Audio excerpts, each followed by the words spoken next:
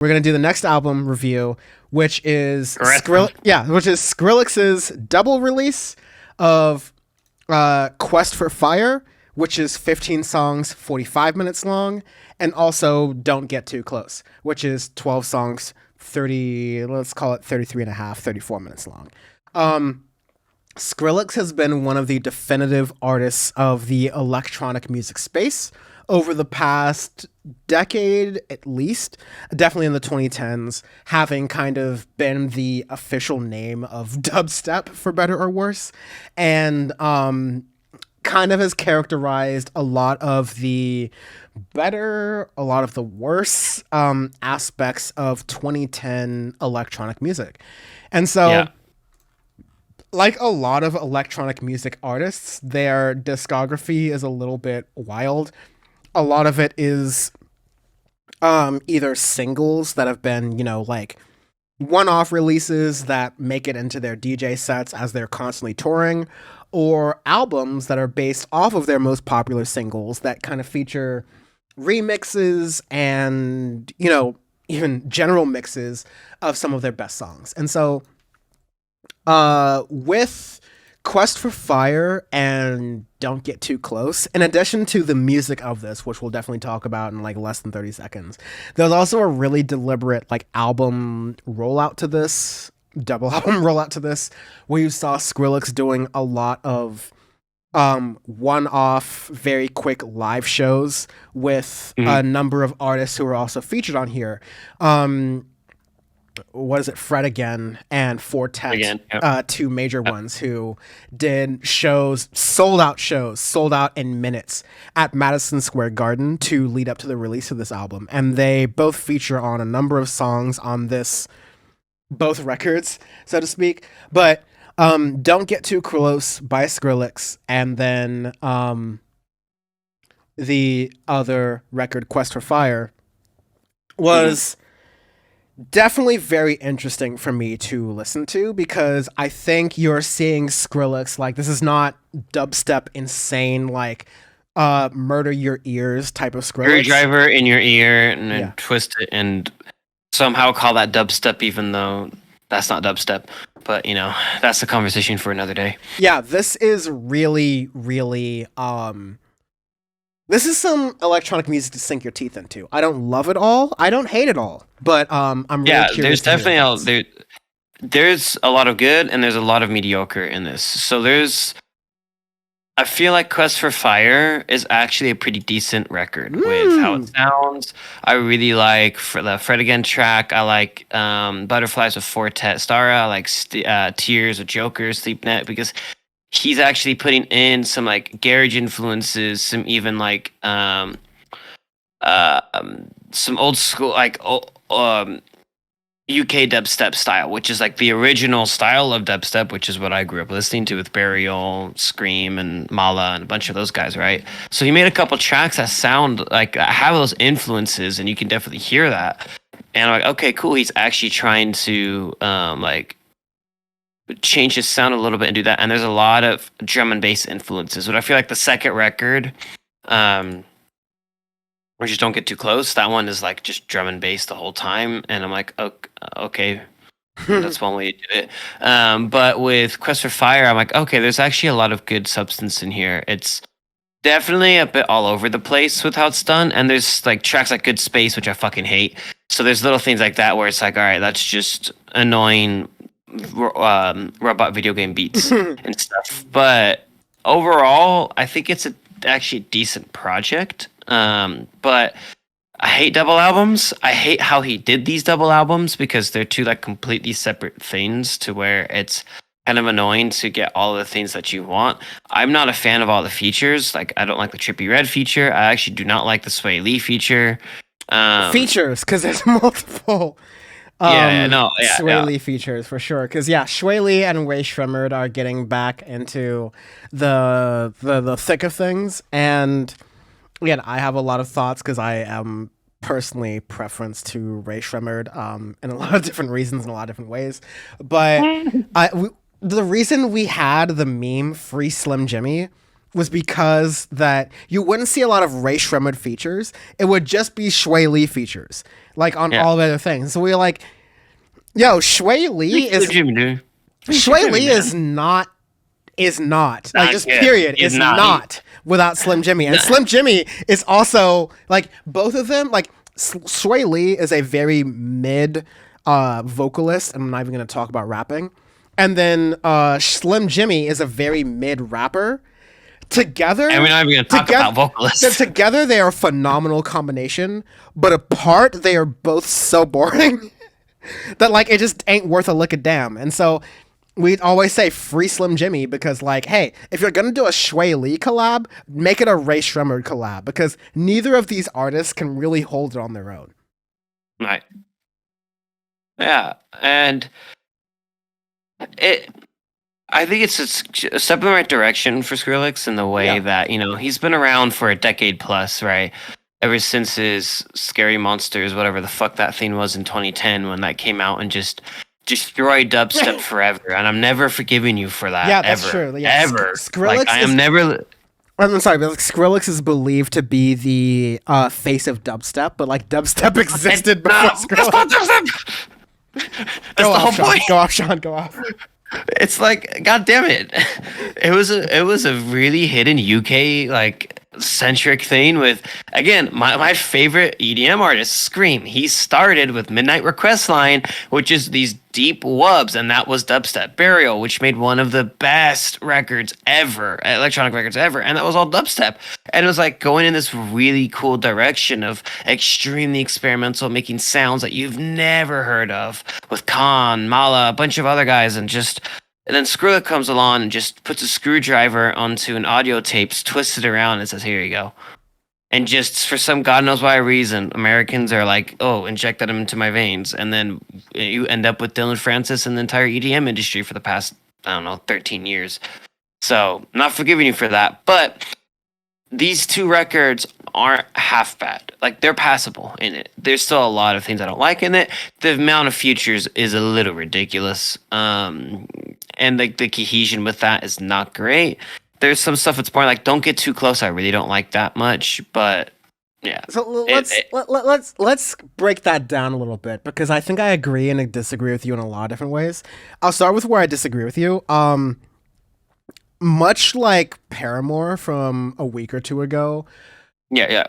When I started the Skrillex record, I was like, I don't want to hear a Skrillex record, right? Like, no, we both didn't. I want to hear Skrillex do, the same expectation we have of all artists, which is like, okay, especially artists who have been around for more than 5 or especially 7 or especially 10 years. Like, all right, you've been doing the damn thing for a while. Let's see you do something different. Let's see you actually grow as an artist and not just try to pander to the easiest or like lowest common denominator way you can pander to people, which is through nostalgia and through, hey, remember that moment where I was good? I'm just going to keep trying to recreate that moment for the rest of my career. Like, no, it's horseshit. We don't call that an Audioface at any time whatsoever. But no, when I eventually listened to this album, I was like, okay, this is definitely pared back from like the screwdriver in the ear dubstep type thing. It takes a lot of cues from, hype but muted subgenres of EDM, like drum and bass, like future house, like all these other different like things, and I think it utilizes them to a great extent. Again, like you have a lot of newer artists here, and especially modern EDM, like post 2010s EDM, has been a lot about, okay, there's the DJ doing their thing, but let's get like an actual talented vocalist to like do their thing on it. And so you get remnants of that. You have Pink Panthers and Trippie Redd on Way Back on Don't Get Too Close. You have Corbin and Chief Keef showing up on Bad For Me. You have Justin Bieber on Don Toliver on one of the more tolerable Justin Bieber tracks I've heard in a while on Don't Go. Like, and then a lot of these artists, again, like Shui Lee I mentioned before, Justin Bieber, Don Toliver, Blady even on Ceremony, they appear on both albums. And these are, again, like Blady, Don Toliver, I won't really say Shui Lee or Justin Bieber, but like these are the modern crooners of our day. and they are performing very well on these tracks. And it's, again, not hard to perform well on an EDM track because all you have to do is like not be a shitty vocalist. But Right. I think in combination with Skrillex paring back his more um yeah, like screwdriver in the ear, like really abrasive kind of style, he's created something that like people can get into, especially if they're more fans of the features than they are of Skrillex, which I think is going to be a lot of people here who are And listening that's to these gonna be tracks. most of people for sure. Yeah. Half, I'd say like at least half, but like more or less is definitely debatable. But yeah, I mean, that's where an agreement. As I said, it's a step in the right direction for him because there's some stuff in here that I like. Like at Butterflies with Fortet. I really like that track.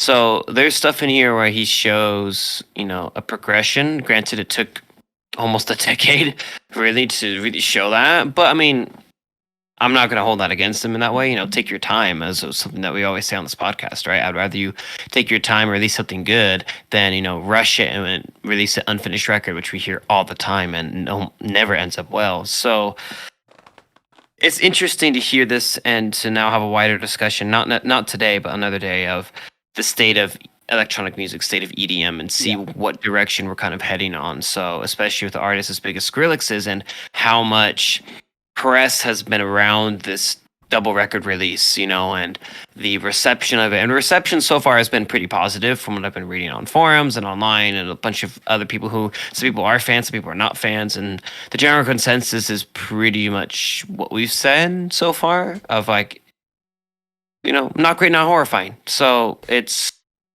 there's some good. There's definitely some stuff that's tolerable, some stuff that I like, and there's a lot of things in here that I'm like, yeah, not great. It's just kind of mid-level EDM, and there's only a few songs that I really dislike. So, but one thing I will always forever hate: double records. Dear God, it sucks because it should get it as a medium to get it out to fans and people to listen to. It's horrible. It sucks. You're gonna miss half the damn record because of that. So you're not gonna get it. There's a lot of people who are like, oh, I listened to Skrillex record. I'll be like, oh, did you listen to all of it? They'll be like, what? And then the next thing you know, you get another second half. Like, oh fuck, there's more.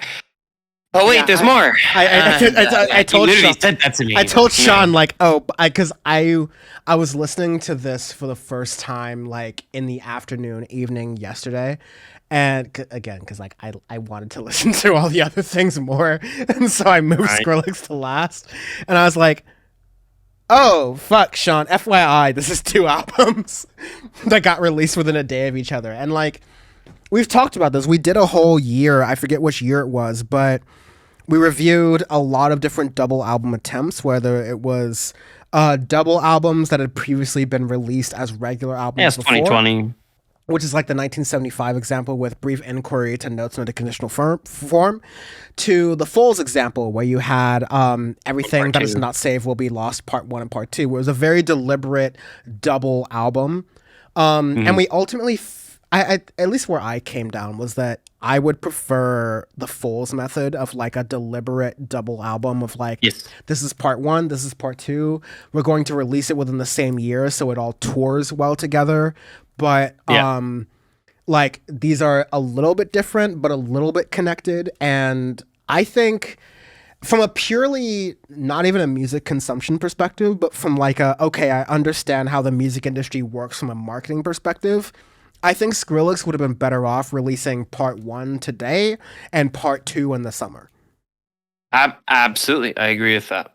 Absolutely, where it would have gotten better reception in that way, and it would have been easier for people to consume, and not just reviewers, but fans in general too. Yeah, because there's great songs on here. I mean, for every Warped Tour 2005 with Pete Wentz kind of like interlude track that you have, you also have like some great stuff like off of Don't Get Too Close. 3 a.m. is I think one of the like bangers off of there, featuring Prentice and Anthony Green. Like I think that's absolute like solid track. You have Selecta with Beam and Skrillex together. It's really really good. these are some tracks like I would unironically listen to, like Skrillex or not. And then of course you have Fred again coming in with a number of different tracks, but definitely Rumble has been the popular one. Yeah. Ratata with Missy Elliott and Mr. Oizo has been also a big one that has been popped out in different places. And then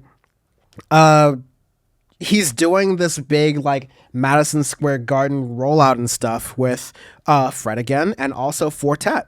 And so Fortet's contributions on here are also very solid. Like these are tracks that I would listen to unironically. Again with Fortet being Butterflies, like you mentioned earlier. But yeah, I think all artists need to realize that like no artist, not even the best artist, not even Beyonce. I would not tolerate a double album from Beyonce even at this point, right? Like if you're going to release, I'm fully willing on Audioface to accept the fact that like one's art or one's particular art project needs more than the 40 minutes that modern pop alternative music generally requires. Totally fair. But if you're going to do that, you have to plan out that rollout and make it something to where it is a cultural moment in the beginning of the year and the end of the year. Like it's something that feels relevant and feels possible, because otherwise, if you give us too much sauce, even if it's some good ass sriracha, like Skrillex it's gonna get missed. Yeah, it's gonna get missed. It's gonna get overblown. Like I don't.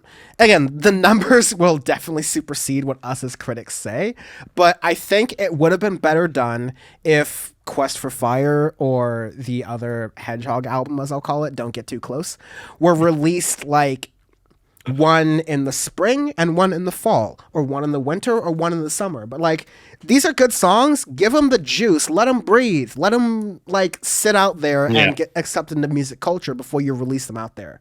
Yeah, that's definitely my thoughts from this album. It's okay. You get like, yeah, it's a star fuck for sure, but in like a Calvin Harris kind of way, I appreciate it because I think the artists are thoughtfully enough crafted together. But yeah, at the end of the day, the double release together, creating what is essentially 33 minutes with Don't Get Too Close, and then Quest for Fire at 45 minutes. You're getting an hour and 10-minute album in 2022 that's trying to hide it as such, which I'm not gonna like here. I agreed.